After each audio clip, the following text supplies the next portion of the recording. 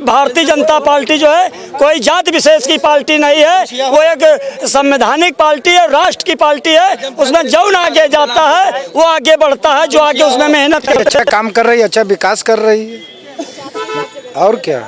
चोरोए और दलाल परेशान है बस, बाकी कोई नहीं परेशान है। जिसको आप महिमा मंडन करके विधानसभा में लाए हैं, जरा उनके कैरेक्टर का तो जांच करा लीजिए। आप अपना कैरेक्टर को तो जांचिए कि आपका क्या भूमिका है, आपका असली परिदृश्य क्या है, आपका भारतीय संविधान के दर्पण में आपका कैरेक्टर कैसा है। बहुत बढ़िया दुरुस्त तो हो ही गया, पूरा दुनिया देख रहा है। शिक्षा खत्म कर दिया गया, नौकरी खत्म कर दी गई, बेरोजगारी खत्म कर दिया गया, तो सब चीज तो खत्म कर दिया गया। तो इससे बढ़िया कानून व्यवस्था कहाँ चलेगी, सीधा गोली मार। ये चाह रहे हैं कि मैं बादशाह बन जाऊंगा, मैं सऊदी अरब का बादशाह बन जाऊंगा, ऐसा कुछ नहीं है। ये चाह रहे हैं कि लोकतंत्र खत्म और राजतंत्र शुरू हो।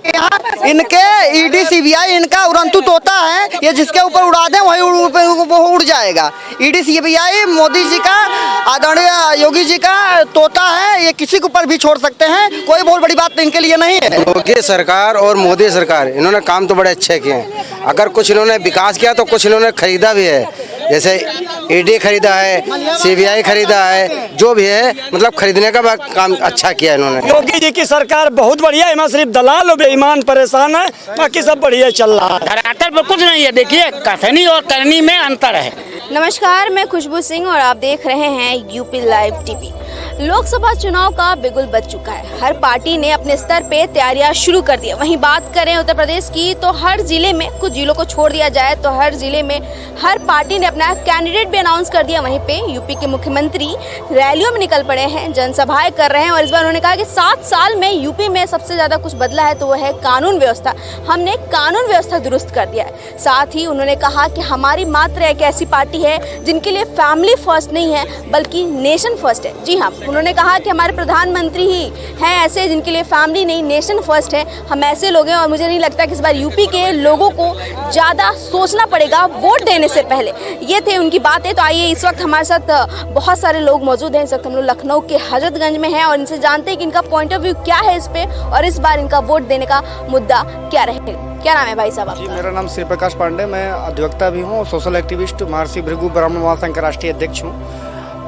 मैडम, जहाँ तक आप लॉ एंड ऑर्डर की व्यवस्था कर रही हैं, लॉ एंड ऑर्डर का क्राइम रेट दिनों पे दिन बढ़ता चला जा रहा है। अगर एक तरीके से देखा जाए तो चोरी अपराध और एनसीआरबी का जो डेटा कह रहा है वो बढ़ता ही चला जा रहा है। अभी हम लोग अपने संगठन के थ्रू सर्वे किए थे तो टोटल यूपी में 3,500 के करीब, जब से 17 से सरकार इनकी बनी है, 3,500 के करीब ब्राह्मणों की हत्याएं हो चुकी हैं। आखिर ब्राह्मणों की, बाकी अन्य लोगों के भी हम चर्चाएं करेंगे।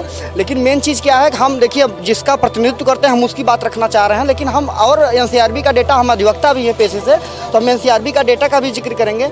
सबसे ज़्यादा रेप, हत्या, मर्डर, बलात्कार, सब चीज़, हर लूट डकैती, हर चीज़ की एनसीआरबी का डेटा बढ़ता चला जा रहा है। और एनसीआरबी का फुल फॉर्म क्या है? एनसीआरबी का फुल फॉर्म? एनसीआरबी का नेशनल डेटा होता है, डाटा होता है, वो पूरा नेशनल क्राइम ब्यूरो डाटा होता है मैडम।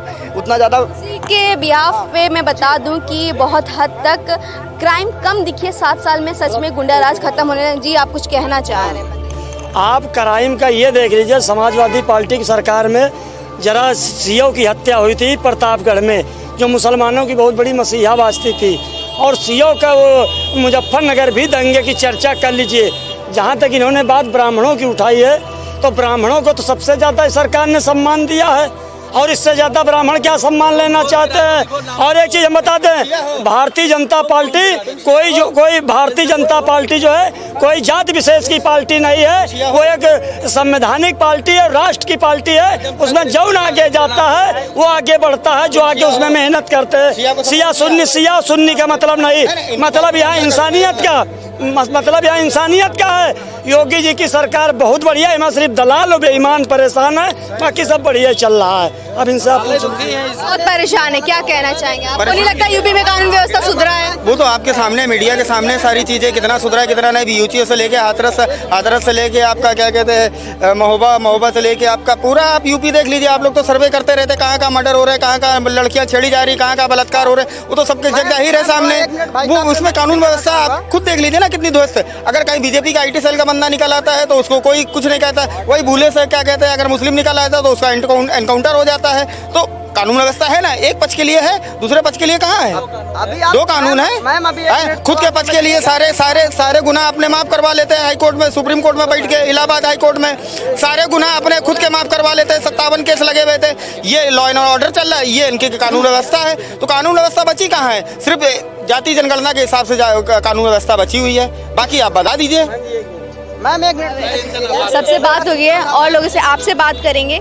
आपको क्या लगता है, जैसे कि योगी सरकार कहते हैं कि 7 साल में कानून व्यवस्था हमने दुरुस्त कर दिया है, तो इसको आप किस तरह से देखते हैं? तो बहुत बढ़िया दुरुस्त तो हो ही गया, पूरा दुनिया देख रहा है। शिक्षा खत्म कर दिया गया, नौकरी खत्म कर दी गई, बेरोजगारी खत्म कर दिया गया, तो सब चीज तो खत्म कर दिया गया।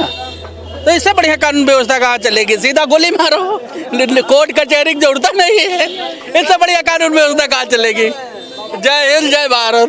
चलिए, आप क्या कहना चाहेंगे? आप क्या कहना चाहेंगे? राय साहब से दीजिए। आप बताइए, आप क्या कहना चाहेंगे? भारतीय जनता पार्टी में शिक्षा पर कम जोर है। इन्होंने जितने बेरोजगार है, पढ़े लिखे लोग, उनको नौकरियां नहीं दे रहे हैं। गली गली घूम करके अपना सब कैसी तरह जीवन व्यतीत कर रहे हैं, है ना। ठेले लगा रहे, खोमचे लगा रहे, रिक्शा चला रहे, ई-रिक्शा निकाल रहे हैं। पढ़े लिखे बेरोजगार लड़कों को ध्यान देना चाहिए। हमारे साथ हैं। वैसे कहा जाता है कि समाजवादी पार्टी का जो टाइम था उसको गुंडा राज कहा जाता है, आज भी सपाइयों को गुंडा ही बोला जाता है। तो कह सकते हैं ना, योगी जी उन्हीं को कह रहे हैं कि भैया मैंने तो गुंडों को ही भगा दिया। असल में अब सबसे बड़ी विडम्बना ये है मैडम कि ये घाव है, कातिल बता रहा है।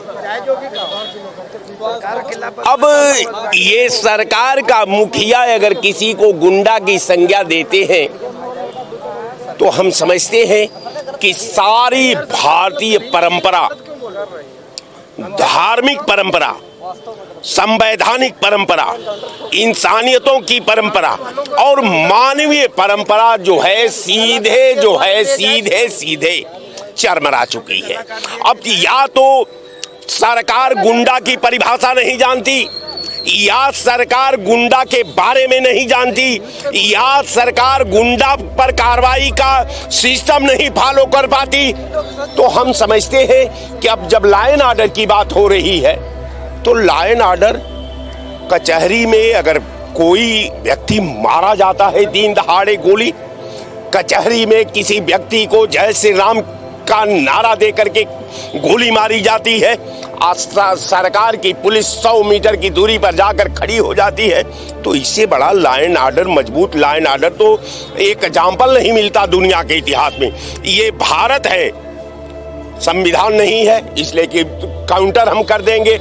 तो जब काउंटर कर देंगे तो न्यायालय बंद कर दो, जब काउंटर कर दोगे तो विधानसभा बंद खत्म करो, जब काउंटर कर दोगे तो सारा सिस्टम को खत्म करके आप अपना एक राजतंत्र वाला फार्मूला अपनाओ और ये देश जान जाए कि अब आप डेमोक्रेसी खत्म हो गई, राजतंत्र का दौर चल रहा है, राजतंत्र में इसी तरह काउंटर होता है। यही लॉ एंड ऑर्डर है इनका। लॉ एंड ऑर्डर को सरकार को पढ़ना चाहिए। वैसे ये जो सवाल था मेरा गुंडे वाला, आज ही जो इंडी के गठबंधन से जो नाम अनाउंस रविदास मल्होत्रा, उन्होंने भी एनडीए को बोला है कि नक्सली दंगई एनालाइज। आप समझिए कि आप दूसरे आम लोगों का जांच मत कराइए। जिसको आप महिमा मंडन करके विधानसभा में लाए हैं, जरा उनके कैरेक्टर का तो जांच करा लीजिए।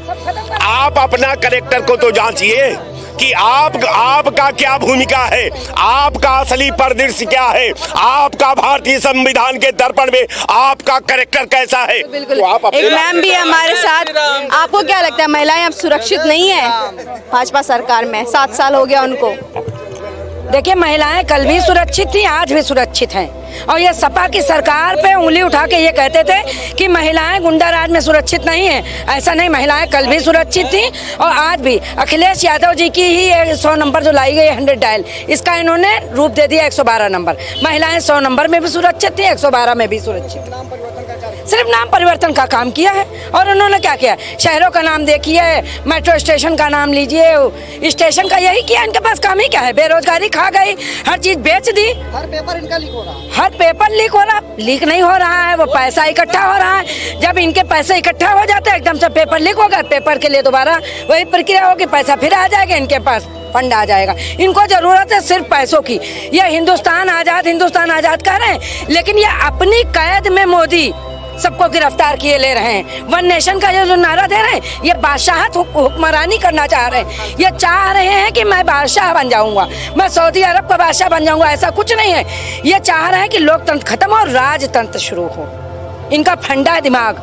ये हर जगह आचार संहिता शुरू है। जापान क्या लेने गए, वहाँ क्या करने गए? ये सिर्फ फॉरेन क्यों टहला करते हैं? फॉरेन की पॉलिसीज लेने जाते हैं, फिर उस पर चलते हैं। हिंदुस्तानी यहाँ का सीधा साधा, हम हिंदुस्तानी सीधे साधे इतना नहीं जानते फॉरेन मतलब कंट्रीज में क्या होता है। वो यहाँ सीख के आता है, हम लोगों पे अप्लाई करता है, वहाँ से सीख के आता है, यहाँ अप्लाई करता है और कहता है 33% आरक्षण मैंने महिलाओं को दे दिया। ऐसा कुछ नहीं है। महिलाओं को टिकट दे तब हमको पता चले 33% आरक्षण में हम लोग हैं। सिर्फ ये डंका पीट रहा, ढोल पीट रहा, ढोल के अंदर पोल निकलेगी 4 जून को जब इलेक्शन खुलेगा, वोट खुलेगी। बहुत देर से आप परेशान क्या नहीं, उन भाई साहब पे मैं टिप्पणी करना चाहता हूँ जो कह रहे थे लाइन ऑर्डर की बात। लाइन ऑर्डर बिगड़ा नहीं है। आप थाने चले जाइए, थाने में आपको अगर आप थाने चले जाइए तो आपको मार्ग भगा दिया जाएगा। थाने चले जाइए, आपको मुकदमा लिखने कर दीजिए, मार्ग भगा दिया जाएगा। एसपी वहाँ मीटिंग करता है, बोलता है थाना अध्यक्ष को बोलता है कि आप क्राइम मुकदमा मत लिखना। फिर वही जब व्यक्ति जाता है एसपी के पास, वही व्यक्ति घुमा फिरा के कुल मिला के तालमेल कर रहे हैं और कुल मिला मुकदमा तक नहीं लिखते हैं। लोगों को 56-3 से जाना पड़ता है मुकदमा। ये भी तो एक्टिव हो गए हैं जब से योगी सरकार का चाबुक चला है। कह रहे अधिकारी भी तो एक्टिव हो गए जब से योगी सरकार का चाबुक चला है। कोई अधिकारी एक्टिव नहीं है मैडम। सब अधिकारी अपने अपने कमरे में एसी चला करके सो रहे हैं और कोई अधिकारी एक्टिव नहीं है। अब जो पहले बाबू पैसा लेता था, अब अधिकारी स्वयं अपने हाथ में पैसा ले रहा है। बात ये सत्यता है। कौन ले रहा पैसा? आपके जानने में कोई है? बहुत नहीं, किसी का विशेष हम व्यक्तिगत नाम नहीं ले सकते, खुल्ला लेकिन ले रहे हैं। जो पहले बाबू लिया करते थे, अब वो अधिकारी टेबल ऑन टू टेबल ले रहा है, खुला में खुला ले रहा है। उसमें अगर आप कोई हस्तक्षेप करेंगे तो आप मारे जाएंगे, बोले जाएंगे। आपके यहाँ इनके ईडी सीबीआई इनका उड़ंतु तोता है। ये जिसके ऊपर उड़ा दे वही उड़ जाएगा। ईडी सीबीआई मोदी जी का, आदरणीय योगी जी का तोता है। ये किसी के ऊपर भी छोड़ सकते हैं, कोई बहुत बड़ी बात इनके लिए नहीं है, छोटी चीज है इनके लिए। और भी लोग हैं, आप क्या कहना चाहेंगे भाई साहब? आपका क्या लगता है? अच्छा काम कर रही है, अच्छा विकास कर रही है, और क्या। चोरोए और दलाल परेशान है बस, बाकी कोई नहीं परेशान है। यहाँ पे एक अंकल जी भी हैं, आपका क्या नाम है? हमारा नाम सुनील कुमार मिश्रा है। लगता है कि योगी सरकार ने कानून व्यवस्था को दुरुस्त कर दिया है। नहीं, योगी सरकार ने भाई, योगी सरकार और मोदी सरकार इन्होंने काम तो बड़े अच्छे किए हैं। अगर कुछ इन्होंने विकास किया तो कुछ इन्होंने खरीदा भी है। जैसे ईडी खरीदा है, सीबीआई खरीदा है, जो भी है मतलब खरीदने का काम अच्छा किया इन्होंने।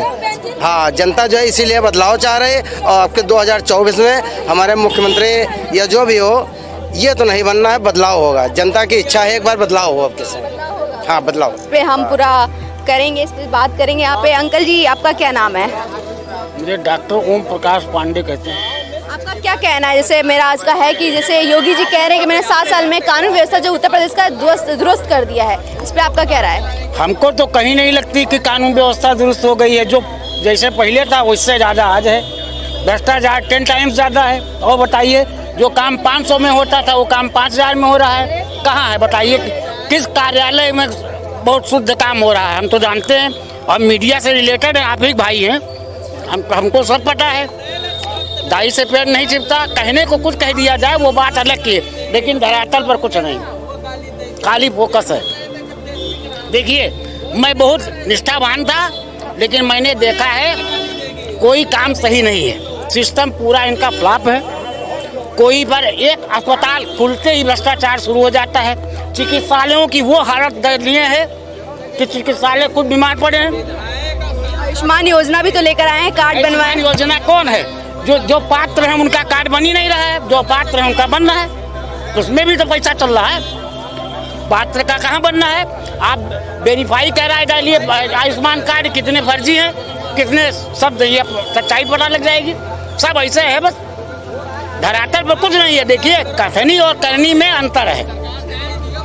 ये अंकल जी, आपका क्या नाम है सर? आइए, आपका क्या पॉइंट ऑफ व्यू है इस पे? क्या लगता है कानून व्यवस्था? अच्छा, कुछ नहीं बोलेंगे।